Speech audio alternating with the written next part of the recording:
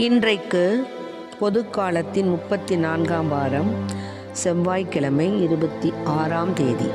இன்று தேவன் நமக்கு தரும் ஜீவ நீர் ஊற்றான இறை வார்த்தைகள் புனித லூக்கா எழுதிய நற்செய்தி இயல் 21, இறை வார்த்தைகள் 5-11 முடிய. கோவிலை பற்றி சிலர் பேசிக் கொண்டிருந்தனர். கவின்மிகு கற்களாலும் நேர்ச்சை பொருள்களாலும் கோவில் அழகுபடுத்தப்பட்டிருக்கிறது என்று சிலர் பேசிக்கொண்டிருந்தனர். இயேசு, இவற்றையெல்லாம் பார்க்கிறீர்கள் அல்லவா? ஒரு காலம் வரும், அப்போது கற்கள் ஒன்றின் மேல் ஒன்று இராதபடி இவையெல்லாம் இடிக்கப்படும் என்றார். அவர்கள் இயேசுவிடம், போதகரே, நீர் கூறியவை எப்போது நிகழும்? இவை நிகழப்போகும் காலத்திற்கான அறிகுறி என்ன என்று கேட்டார்கள். அதற்கு அவர், நீங்கள் ஏமாறாதவாறு பார்த்து கொள்ளுங்கள். ஏனெனில் பலர் என் பெயரை வைத்து கொண்டு வந்து நானே அவர் என்றும் காலம் நெருங்கி வந்துவிட்டது என்றும் கூறுவார்கள். அவர்கள் பின்னே போகாதீர்கள். ஆனால் போர் முழக்கங்களையும் குழப்பங்களையும் பற்றி கேள்விப்படும் போது திகிலுறாதீர்கள். ஏனெனில் இவை முதலில் நிகழத்தான் வேண்டும், ஆனால் உடனே முடிவு வராது என்றார். மேலும் அவர் அவர்களிடம் தொடர்ந்து கூறியது, நாட்டை எதிர்த்து நாடும், அரசை எதிர்த்து அரசும் எழும். பெரிய நிலநடுக்கங்களும் பல இடங்களில் பஞ்சமும் கொள்ளை நோயும் ஏற்படும். அச்சுறுத்தக்கூடிய பெரிய அடையாளங்களும் வானில் தோன்றும். ஆண்டவரின் அருள்வாக்கு. கிறிஸ்துவே மக்கு புகழ். இம்மையும் நீ மறுமையும் நீ, இயேசுவே என் இன்பமே நீ, இன்பமே நீ. இம்மையும் நீ மறுமையும் நீ, இயேசுவே என் இன்பமே நீ, இன்பமே நீ. உன்னிடம் என்னை நான் கொடுத்தேன், உன் கரம் பற்றி வழி நடப்பேன். உன்னிடம் என்னை நான் கொடுத்தேன், உன் கரம் பற்றி வழி நடப்பேன். நான் இனி என்றும் மறைந்திடுவேன், நான் இனி என்றும் மறைந்திடுவேன். நாளும் நீ என்னில் வளர்ந்திடவே.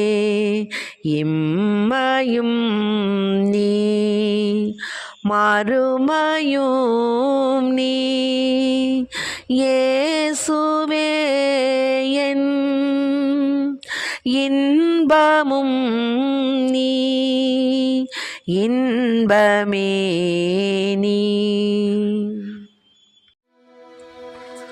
இன்றைக்கு நம் தேவன் தரும் ஜீவ நீர் ஊற்றான இறை வார்த்தைகளை கேட்டோம். அதாவது, கோவிலை பற்றி சிலர் பேசிக்கிட்டு இருந்தாங்களாம். என்னன்னா, கவின்மிகு கற்களால் நேர்ச்சை பொருள்களால் கோவில் அழகுபடுத்திருக்கிறது அப்படின்னு பேசிகிட்டு இருந்தாங்களாம். அப்போது ஏசப்பா சொல்லியிருக்காரு, ஒரு காலம் வரும், அப்போது கற்கள் ஒன்றின் மேல் ஒன்று இராதபடி இவையெல்லாம் இடிக்கப்படும் என்றார். ஆமென். ஆக அவருடைய அந்த கோவில் என்ற அவருடைய உடல் ஒரு நாள்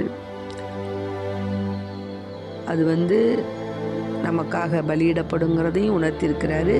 அதே சமயம் உலகத்தினுடைய கடைசி அந்த நிலைமையும் எச்சரித்திருக்கிறார். அதனால தான் அவர் சொல்கிறாரு இயேசுவிடம். அப்போ கேட்குறாங்க, போதகரே, இதெல்லாம் எப்போ நிகழும்? இதுக்கு என்ன அறிகுறி அப்படின்னு கேட்குறாங்க.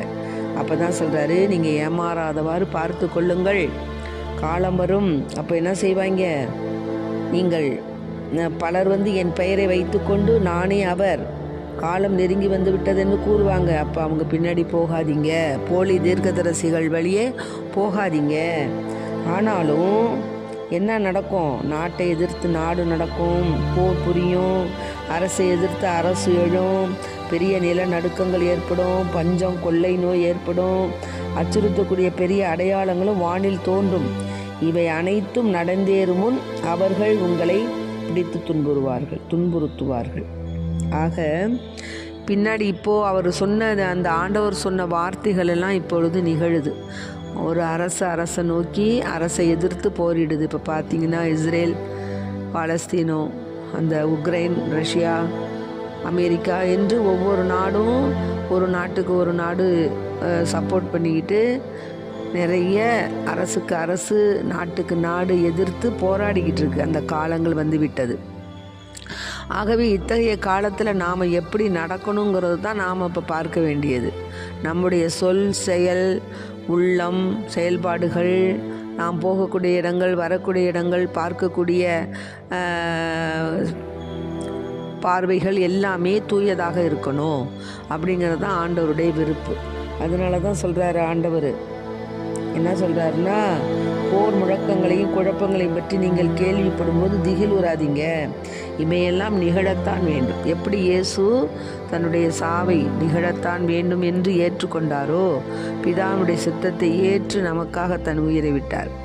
ஆகவே அத்தகைய அந்த ஆண்டவரே கீழ்ப்படிந்து, பிதாவுக்கு கீழ்ப்படிந்து தன்னைத்தானே ஒப்பு கொடுக்கும் பொழுது நம்மெல்லாம் ஜுஜிப்பி. நம்மளுக்கு வரக்கூடிய துன்பங்கள், துயரங்கள், வியாதிகள், கவலைகள் எல்லாவற்றையும் ஆண்டவர் பாதம் சமர்ப்பித்து ஆண்டவரே நமக்கு சரண், ஆண்டவரே அவருடைய காலடியே நமக்கு பொன்னடி என்பதை உணர்ந்த பிள்ளைகளாய் தேவனுடைய பாதம் பற்றி தேவனுக்காகவே வாழ வேண்டும் என்ற அந்த உயர்ந்த கருத்திலே நாம் வாழ வேண்டும். அதனால தான் இந்த நவம்பர் மாதம் உத்தரிப்பு ஸ்தல ஆன்மாக்களுக்காக ஒப்பு கொடுக்கப்பட்ட மாதம். இந்த மாதத்தில் நாம் மிகவும் கவனமாக உத்தரிப்பு ஆன்மாக்களுக்காக நாம் வேண்டிக் கொள்ளும் பொழுது அவர்கள் நம்முடைய மன்றாட்டுகளினால் ஆண்டவருடைய திருப்பாதம் சென்று நமக்காக அவர்கள் மன்றாடுவார்கள். ஆகவே இந்த உத்தரிக்கிற ஆன்மாக்கள் தங்களுக்கு உதவி செய்தவர்களுக்கு பெற்றுத்தரும் மற்றும் ஒரு மிகப்பெரிய வரப்பிரசாதம் எதுவென்றால், எளிய குறைந்த கால உத்தரிப்பு கடன் அல்லது உத்தரிப்பு கடனே இல்லாத மீட்பு. டொமினிக்கன் சபையின் பொதுநிலை சகோதரரான முத்துவேர் பெற்ற மாசியஸின் ஜான் உத்தரிக்கிற ஆன்மாக்கள் பேரில் பெரிதும் பதிவு கொண்டிருந்தார். தன்னுடைய ஜபத்தின் மூலமாக, முக்கியமாக ஜபமாலை ஜபிப்பதன் மூலம் 14 லட்சம் ஆன்மாக்களுக்கு விடுதலை பெற்று தந்துள்ளார். பாருங்க, ஜபமாலை செய்வதனால 14 லட்சம் ஆன்மாக்களுக்கு விடுதலை பெற்று தந்திருக்கிறார். யாரு? டொமினிக்கன் சபையின் பொதுநிலை சகோதரரான முத்துவேர் பெற்ற மாசியஸின் ஜான். ஆக இதற்கு கைமாறாக இந்த புனித ஆன்மாக்கள் என்ன செஞ்சாங்கன்னா, பெரிய அசாதாரணமான உதவிகளை இவருக்கு பெற்று தந்தாங்க. இவருடைய மரண நேரத்தில் இந்த ஆன்மாக்கள் உடன் இருந்து இளைப்பாறுதல் அளித்து மோட்சத்திற்கு அழைச்சிட்டு போனாங்களாம்.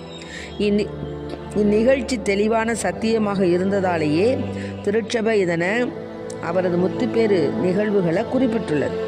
அதனால நாம் என்ன செய்யணும்? ஜபமாலை செய்யணும்.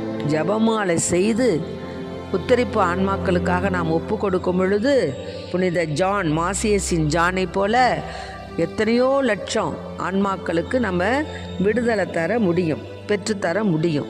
ஆகவே இதுவரைக்கும் நம்ம எப்படி இருந்தாலும் சரி, இனிமேல் உத்தரிப்பு ஆன்மாக்களுக்காக ஜபமாலை செய்து அவருடைய ஆன்மாக்கள் மோட்சம் சேர நாம் ஒப்பு கொடுப்போம். ஆமென். Praise the lord. மரியே வாழ்க. இயேசுவுக்கு புகழ். இயேசுவுக்கு நன்றி.